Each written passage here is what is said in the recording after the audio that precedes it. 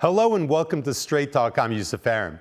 During his presidential campaign, Donald Trump pledged to bring peace to the Middle East and to stop engaging the U.S. in endless wars. He also vowed to end funding for costly nation-building efforts abroad. But in one proposal regarding Gaza, he upended all those promises by saying the U.S. could take ownership and rebuild the battered Palestinian enclave. After receiving global condemnation, he repeated his plan over this weekend. I'm committed to buying and owning Gaza. As far as us rebuilding it, we may give it to other states in the Middle East to build sections of it. Other people may do it through our auspices. But we're committed to owning it, taking it, and making sure that Hamas doesn't move back. As for where the Palestinians would go, Trump suggested that some regional countries, including Jordan and Egypt, could take them in. But both countries have refused. Israeli Prime Minister Benjamin Netanyahu came up with his own proposal, suggesting a Palestinian state should be established in Saudi Arabia. Arab countries have uniformly condemned those remarks. And the Turkish president said no power can force Palestinians out of their homelands. So can Trump's plan actually be implemented, or is this some sort of bargaining strategy? For more, joining me now from Rome is Marco Carnelos. He's a former Italian diplomat. From Birmingham, UK, Kamel Hawash. He's the founding member of the British Palestinian Committee. And from Istanbul, Vehbi Baysan. He's an associate professor at Ibn Khaldun University. Gentlemen, thanks for joining me. Quite a proposal, let's say, not an offer or a deal, but quite a proposal by U.S. President Donald Trump. I think it crosses the lines of international law. I think it made a lot of countries, very rightfully so, uneasy. So I want to dissect this. First of all, Marco, let's start with, is Trump's plan even feasible? I believe it is not feasible. I don't know if he is aware or not. I think that he already made a little backtrack saying that no U.S. troops will be deployed to Gaza. And this is in itself is a further element that probably the plan that he has in mind is not feasible, because if the most brutal, ruthless bombing campaign ever carried out in the 21st century by Israel did not succeed in crushing Hamas, I don't see what the U.S. could do in Gaza without committing their troops. So in itself, I don't think it can count on the goodwilling of Hamas in pushing the population to voluntarily leave the Gaza Strip. If this option was available and was tempting, Palestinians would have preferred for this choice decades ago. All the elements we have indicate that they want to stay there, no matter how hard is life in the Strip, especially now. Kamel, if the U.S. president isn't going to dedicate U.S. troops on the ground, now let's say the border gates open, are Palestinians going to leave? Who's going to push them out if they don't leave? And if they are pushed out, where does that leave international law? I think anyone watching the scenes that you just showed of the hundreds of thousands of Palestinians returning from the supposedly safe places where they were sent to from the north, they marched back and they're hundreds of thousands on foot. How many times will you see this happen? Which other people would do it? It is quite astonishing. That is the connection to the land that Israel could not force them to leave. Indeed, we saw from the images that Hamas is still in quite a strong position.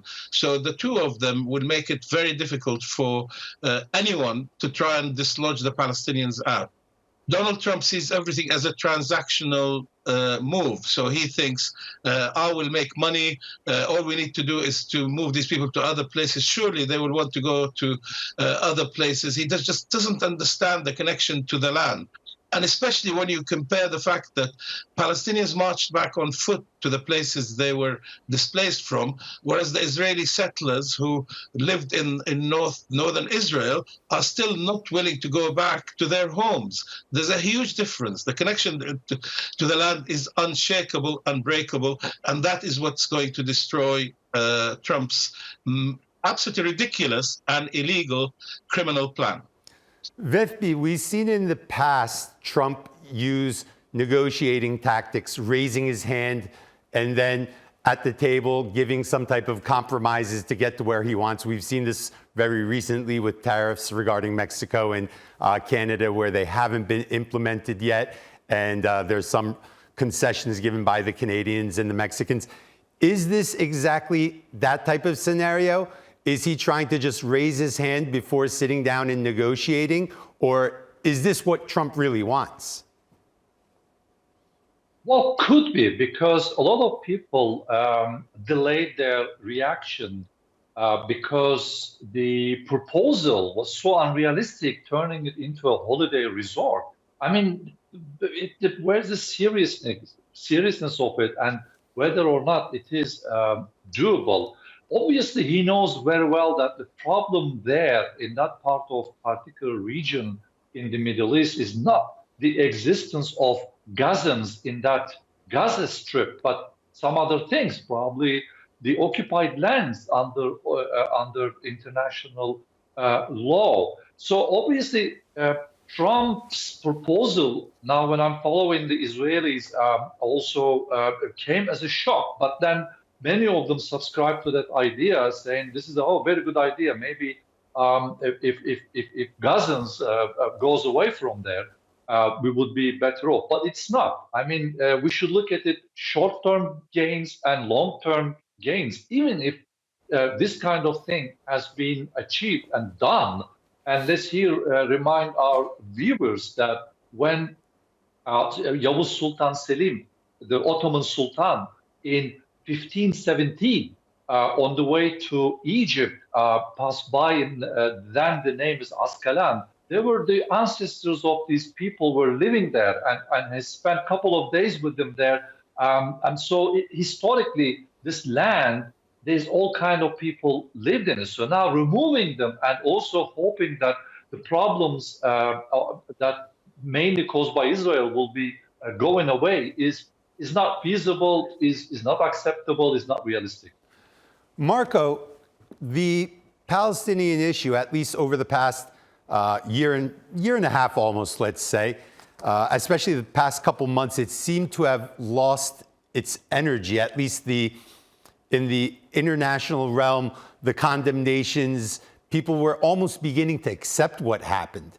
But this Trump proposal seems to have revived and unified kind of international rhetoric. At least amongst Muslim nations, you're seeing the Turks condemn this, the Saudis not accepting it at all, Egypt, Jordan, the United Nations chiming in, France as well, a lot of statements coming out.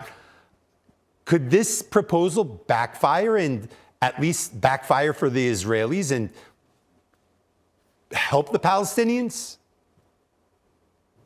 Well, definitely it could be helpful, because there's a sort of fatigue in the international community about the Palestinian cause, and not because of the Palestinians, but because the United States and Israel, and until very recently, also some European countries have been supporting in a way or another the, let's say, Israeli-American narrative. Now the situation is shifting. Maybe this Trump move was too much.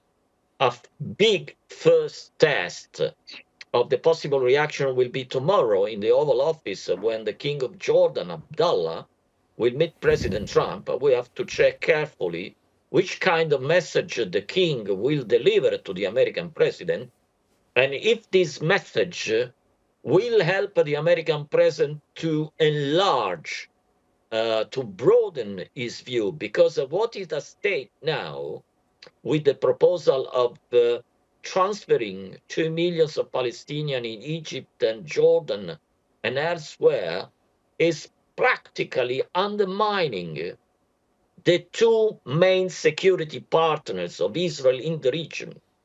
The main security partners of Israel in the region are the Jordan intelligence, the Egyptian intelligence, and the Palestinian security services.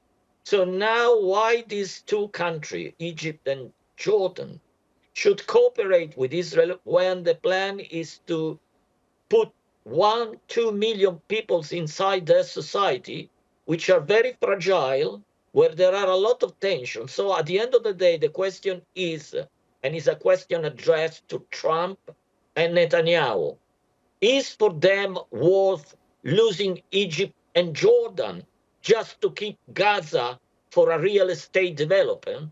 This is the main question we should address. Kamel, when we listen to President Trump, I think one of his big arguments are that where he says, look, the Jordanians and the Egyptians don't even want the Palestinians. So he uses that as an argument to show that they're a security threat. I mean, we've heard Israelis say this as well. Other people have used this as some type of justification to show that Palestinians are a security threat. But there's already a lot of Palestinians in Egypt and in Jordan. And it seems to be a little more than that. It seems to be that neither Sisi nor King Abdullah want to be, at least go down in history as complicit in abandoning Palestine. Would you agree with that? Well, what I can add is, of course, there are 7 million Palestinians outside, including the ones you mentioned, who actually want to go home. So it isn't about accepting that the Palestinians will move out. They won't, because they've experienced the Nakba, the Naksa, and they've experienced the brutality from Israel, but they still cling to their homes and they will return. I think what Netanyahu sat smirking with in the White House with Trump, an image which I called the most obscene picture in the 21st century, of a war criminal who's wanted by the International Criminal Court sitting next to someone who has enabled, or his country has enabled, the genocide and is declaring ethnic cleansing. Totally obscene. I mean, that guy should be arrested, Netanyahu, and sent to The Hague, not welcomed with open arms and, spending a week there. So I think they don't understand that it isn't about nobody wanting the Palestinians. There are lots of Palestinians who go abroad to work and so on, but that doesn't mean that they would all agree to the cancellation of their identity, which is what Israel wants. It doesn't want to hear the word Palestinian. Even those Palestinians in Israel who hold Israeli citizenship, they don't call them Palestinian Israelis. They call them Arabs, Israeli Arabs, because they just cannot stand the thought of Palestinians or Palestine. And that takes us to the issue of a state. We should be, if they really genuinely wanted peace, they should be more moving towards recognizing the rights of the Palestinians, and at the same time that one of the rights is for them self-determination. If they want one state, two states, whatever that is, that should be recognized. Instead of that, Netanyahu saw an opportunity right at the beginning of this aggression on the Palestinians, when he saw the unlimited support he had from the states, from Britain and other places. He thought this was the time, one, to deal with all the resistance groups around Israel and deal them a huge blow, but at the same time to prepare the way for the Palestinians to be pushed out. Tried it in a sort of gentle way, but now they think this is the opportunity to change the demography, at the very least, from 7 million Palestinians to 7 million Israeli Jews, to maybe 5 million Palestinians and 7 million Jews. That's the way they want to. The demography has played on their mind all the time, and he actually saw this as an opportunity to do that. But the Palestinians have stood firm and resilient, and they've scuppered all his plans.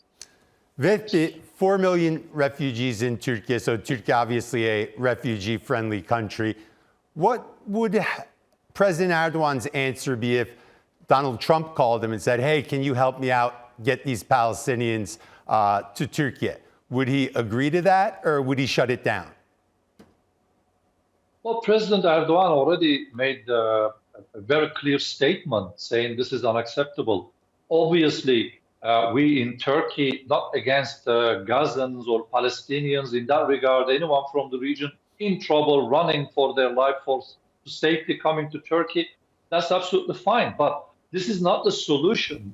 In that case, I'm saying Turkey or Turkish people have no problem with Gazans.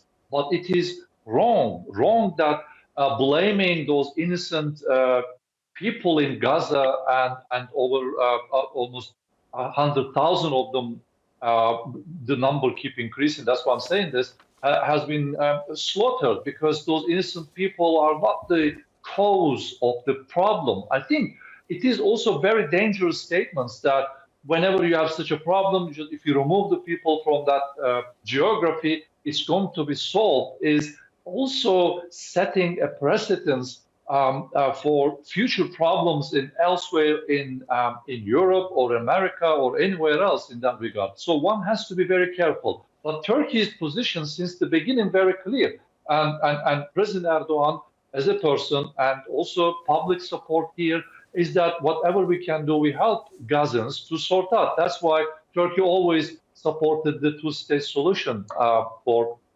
Palestinians and both for Israelis. So I think the stand is very clear in that. Marco, there's been a lot of European states who have obviously condemned this deal. What can the EU or European member states, on a unilateral level or bilaterally sitting down and talking with President Trump, do to at least change the terms of this to a more feasible deal, more fair deal, or at least kill this deal? Or proposal, let's call it. To be brutally frank on that, I believe what European Union specifically can do is zero. They had a chance to act in the last 15 months in order to prevent Israel to do the worst it did in Gaza, and they didn't do it. Marco, Marco, yes? Let me cut you off and ask you a new question then. Who can do something? Nobody. Nobody can stop this. Well, at least it must be a group of countries in the region, Saudi Arabia, Turkey, Jordan, Egypt, issue a joint statement and saying this is not going to pass. Abraham Accords are dead if you continue on that. I don't know if Saudi Arabia will do that. We have an Arab League summit on 27th of February. Maybe the Arabs, will agree something on the 27th of February. Maybe they should ask for Europeans to join in a joint statement. But let me say that Europeans at the moment are much more concerned by other moves that Donald Trump is doing in Europe to take care, unfortunately, of what he's doing in the Middle East. Mm-hmm. It's a really, really sad moment. Kemal, Marco's saying that it would take a consortium of countries and mainly Muslim and Arab countries working together.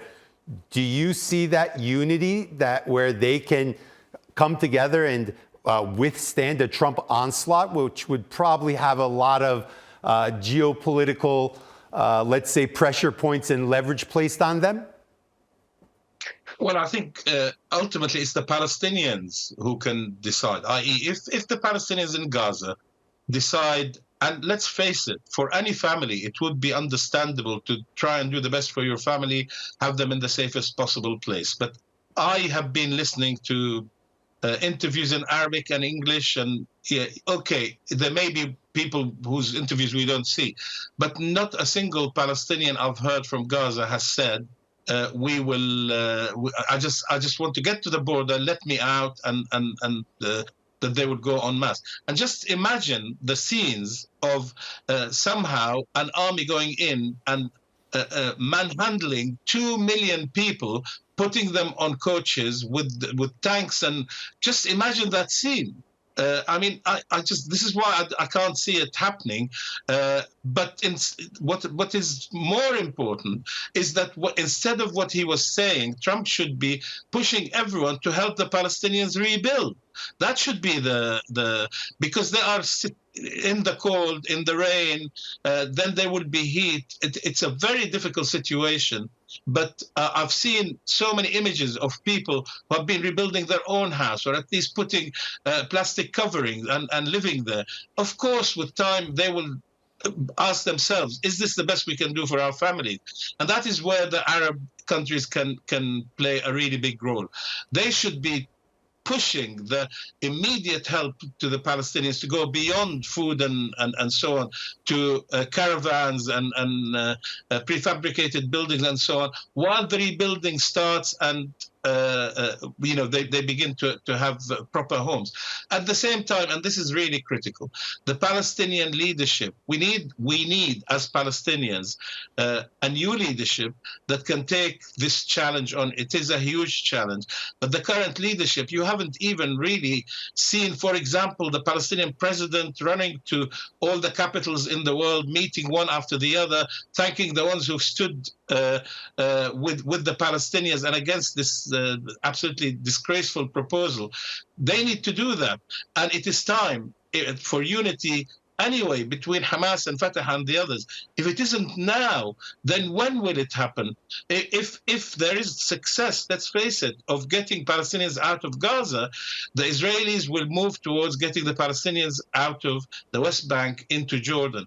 And then you will have something like 5 million Palestinians being evicted, and they will play on what are called Arab Israelis, because they don't want anyone who isn't Jewish there, because we have such an extremist, racist leadership in Israel.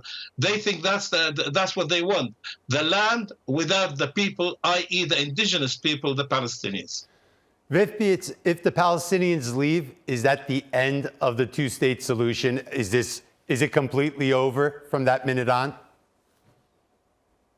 Well, this kind of policy is known internationally. If you just completely remove people from the land, obviously, technically, you're also claiming that, well, there is nobody here to have the state, or at least we don't have enough people to claim the state. But I think we should look at it, as I mentioned earlier, from a short-term and long-term basis. Now, you may win the battle, but whether you win the war is two different stories. So I think Palestinians are there for hundreds and thousands of years, and therefore the best solution is two-state solution. So insisting on otherwise, became really futile and unproductive. Let's remember early 1990s when the peace agreement has been done with Jordan. I was in Jordan at that time. I could see even the Palestinians, let's remember, more than 50-60% of Jordanian population already originally Palestinians. There was a sense of hope. People believed that actually enough is enough and something can be done, and a new world, new life can happen. But it didn't. It turned into constant aggression and daily abuse and sacrifices by Palestinians. And it is going on for decades since the Nakba, but still Palestinians are not giving up, and it doesn't seem that anytime soon they will give up on their lands, on their hope. If you look at it, they really want to support the two-state solution, and why not? Maybe this is a great opportunity to do it. Marco, if this plan is implemented, what does it do to the U.S. global standing and Trump's legacy? Also, the man ran on ending wars. He tried to, at least towards his voters, his promise was peace. This doesn't seem like he's keeping his promise. First of all, I believe that Trump doesn't care at all about the U.S. global standing. I believe he is very much interested in his global standing.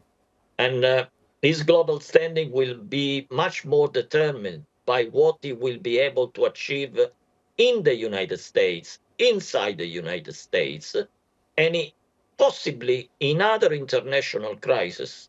But I don't know if with his current ideas, he can achieve something meaningful in the Middle East peace process, bringing a solution, fair solution. When I say solution, I mean a fair solution to the Israeli-Palestinian conflict. I think his legacy if there will be a legacy, will be built upon something quite different, unfortunately, than ending the ordeal of the Palestinians that is going on since too many decades, unfortunately. Mm-hmm. Marco Kamal-Vehbi, thanks for joining me. We're out of time. And that's all for this edition of Straight Talk with me, Yusuf Aram. If you got any comments, please share them with us on X at Straight Talk TRT. Also, don't forget to subscribe to our YouTube channel where you can find more exclusive content. Until next time, take care and goodbye.